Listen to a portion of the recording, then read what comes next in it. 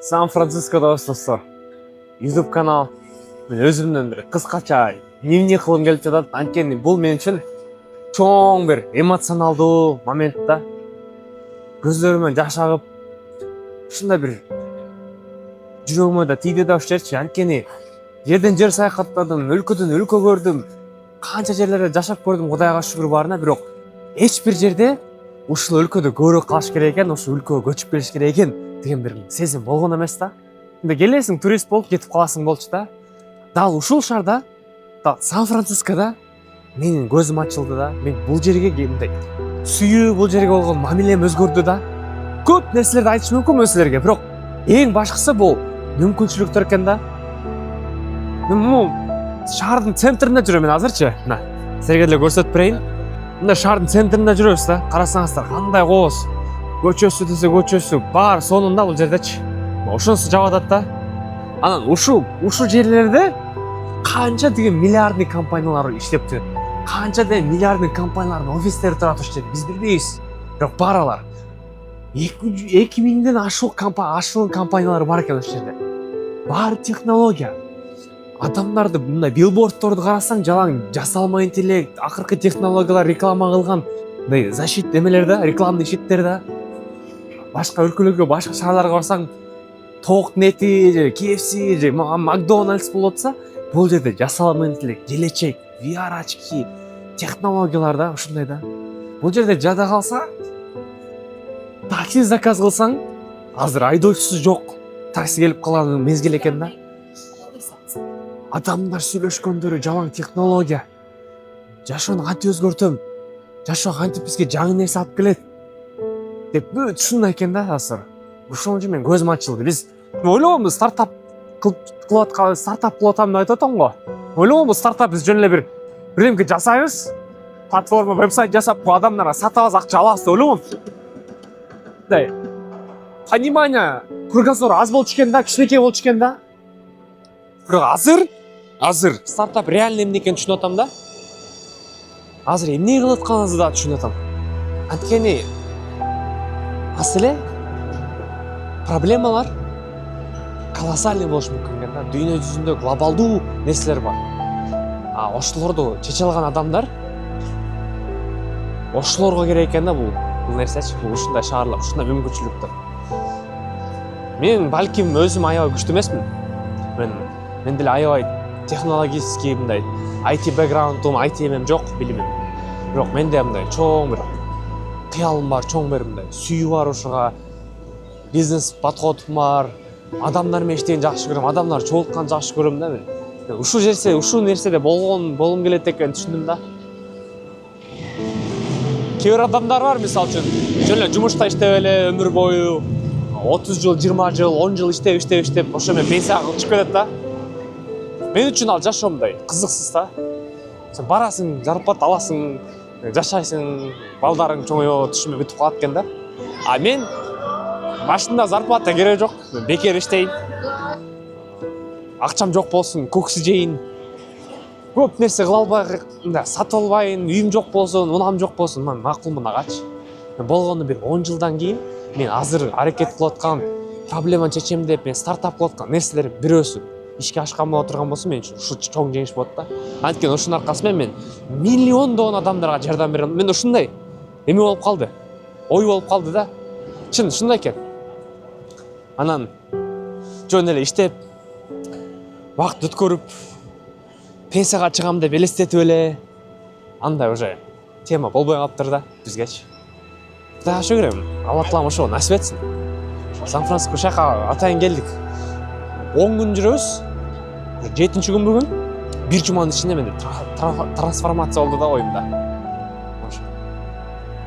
Бир аз шаарды көрсөтүп коеюн да, астын көрсөтүп коеюн. Мына караңыздар. Кооз жер.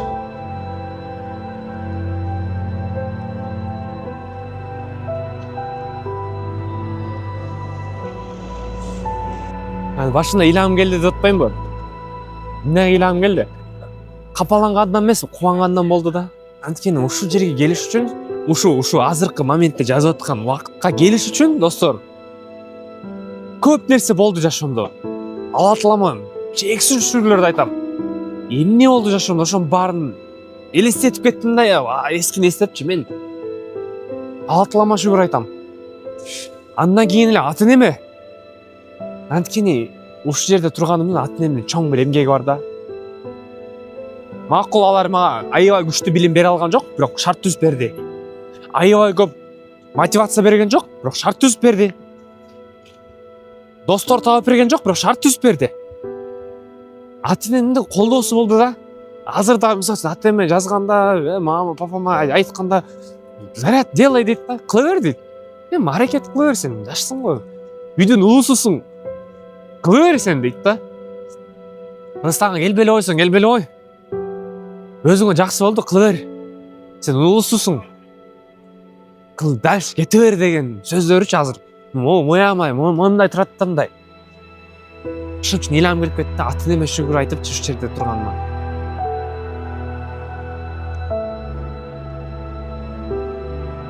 Экинчи нерсе бул, да, үчүнчү нерсе уже. Алатылама шүгүр, ата энеме рахмат айтам. Эгоист болгум келген жок, бирок өзүмө рахмат айтып келет. Анткени ушул сөздү Аласкар, ушул нерсеге жетип атканыңа молодецсиң деген сөздү өзүмө мындай көп айта бергим келбейт да. Бирок азыркы моментте айткым келип атат. Анткени Аласкар өзүм билет да. Лицей кезинде эле эмне кылганын, канча убакыт өткөргөнүн билет да. Кыйналып, жакшы өзүн өнүктүргүсү келип, убактын кетирип, достору футбол ойноп атса, дагы бир жака чакырып атса дагы, өзүн мындай кармап бирдемке кылайын деп тырышкан Аласкар эсимде. Билем да өзүм, мисалы үчүн 8-9 класста эле мен лицейде жатканда бир кичинекей кладовканы мындай, ушундай кладовканы мындай ичин тазалап, ичине баардык шарттар киргизип, ошонун ичине окучумун да. Ошондо мен өзүм кирип алып ичине китептерди окуп, бирдемке кылгым келип, дневник жазып эле, ушундай бир адам болчу экенмин да. Анан кийин дагы лицейде жүргөндө балдардан бөлүнүп кетип эле, көбүрөөк убакыт өзүм өткөрүп, китеп өткөрүп эле, өзүмдө кыялданып эле өткөрүп турмун да. Кыялданып, аракет кылып. Ошо Аласкарды эстеп атам да азырчы. 5 жыл мурун, 6 жыл, 7 жыл мурунку Аласкар мен азыркы Аласкардын чоң бир мындай эмеси бар, прогресси бар, Кудайга шүгүр, молодец. Азыр 25 жыл. Ушул видеону 35 жылда көрө турган болсом, кайра өзүм эле Кудайым көрсөм алатыламага жеткизсин ошол жашка чейин. Дагы бир ушундай бир эмоциональный видео тартып берет да, анткени өзүмдү көргүм келет. Ошо видеону тартып, эмнеге видео тартып жүрөм дейсиңер? Эмнеге ошондой эле камерага сүйрөп эле, эмне эле ушунун бар, понт үчүнбү? Жок, понт үчүн эмес, өзүмдү ар кайсы убакытта жашоомдун көрүш үчүн да. Анткени сүрөттөргө тартып койсоң, сүрөттөрүң калып кала берет. Бирок монча сүйлөгөн эмоцияң калабы? Калбайт. Ошон үчүн видео тарткым келет да, ошон үчүн калтыргым келет да ошо записьтердичи. Ошо Аласкар молодец экенсиң дедим. Үчүнчү нерсе. Төртүнчү нерсе бул адамдар. Бардык адамдар. Жашоомо жардам берген адамдар, жашоомо тоскоол болгон адамдар. Экөөнө тең бирдей ыраазы, билесиздерби? Сиздер да ошондой болуңуздар. Жашооңуздарда сиздерге тоскоол болгон, жашооңуздарга жардам берген, колдогон адамдар экөөнө тең бирдей ыраазы болуш керек экен да. Анткени экөө тең куштун эки канатындай болгону жардам берет экен да.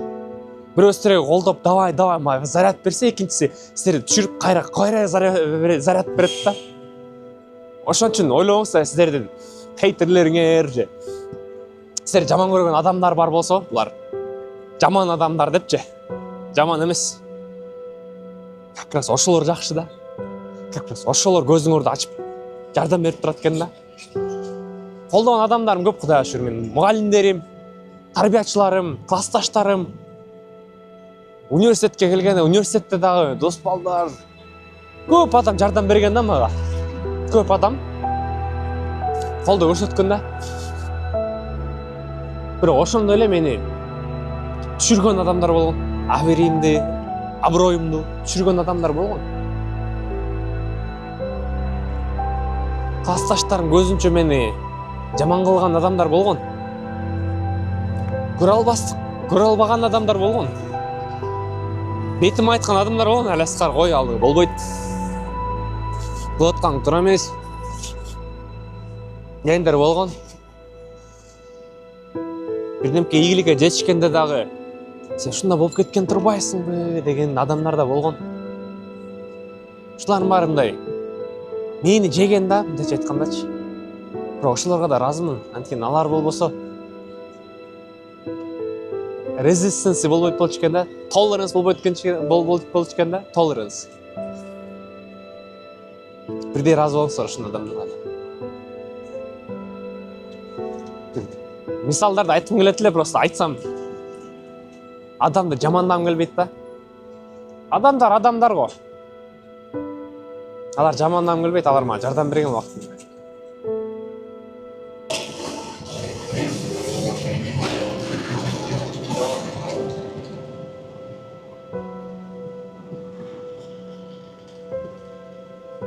Прилет еткен адамдар болған, шын айтайын.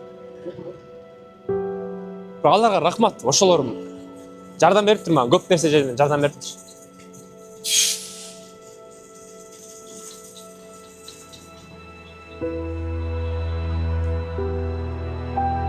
Не айтқым келеді мен аяғында ошоға, нал өлетам, өзімді эмоциональный бір болған состояние айтып атам да азырчы мен.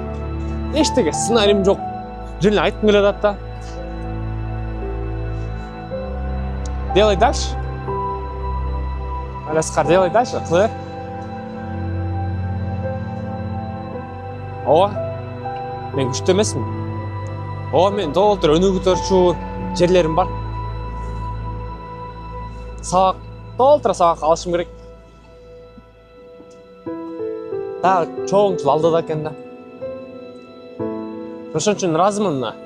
Эмнеге Америкаға жашағым келет деп айтпадым, кайра артқа келет ас башына, Қанша жер саяхаттадым, Америкаға келгеннен кейін өзі көрдім деп отпаймын ба? Bir жұманың ішінде леш анткені жақта күшті адамдар бар екен да.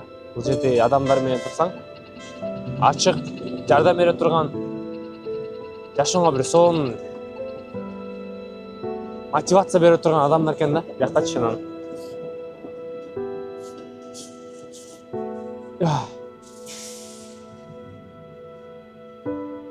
Адамдар үшін жашаған келеткен да бұл жерде. Мүмкіншіліктер үшін жашаған келеткен.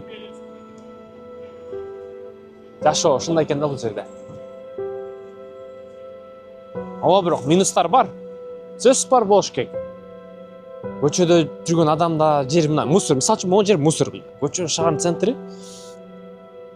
Бул жерлерде мына мусорлар жатат. Байкасаңыздар керек. Үйсүз адамдар бар экен. Ар жакта отурушат. Кечине чыксаң урлар бар. Мисалы үчүн мына аркамда үйсүз адам көчөккө мындай кетип баратат да. Кандай адам экенин билбейм. Керетесинен көрүнүп турат эми. Ал кечирсин, кыйбаткым келген жок бирок. Ичинде деле адамдар бар экен. Сан-Францисконун центринде болсо делечи. Бирок кеп башка да экен да. Кеп мүмкүнчүлүктү көрө ала турган экен да.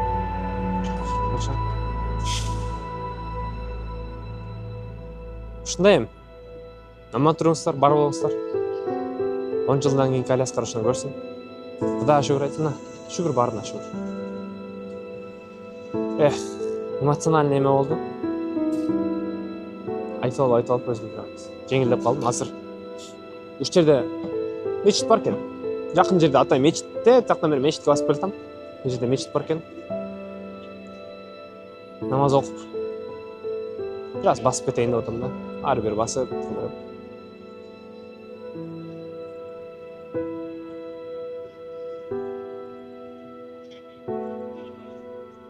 Ушундай. Макул эми, аман эсен жакшы туруңуздар. Билбейм, оюңуздар жазасыңыздарбы, комментарий калтырасыздарбы? Бул мен үчүн көбүнчө. Өзүм айткым келген сөздөрдү айта алдым. Жакшы.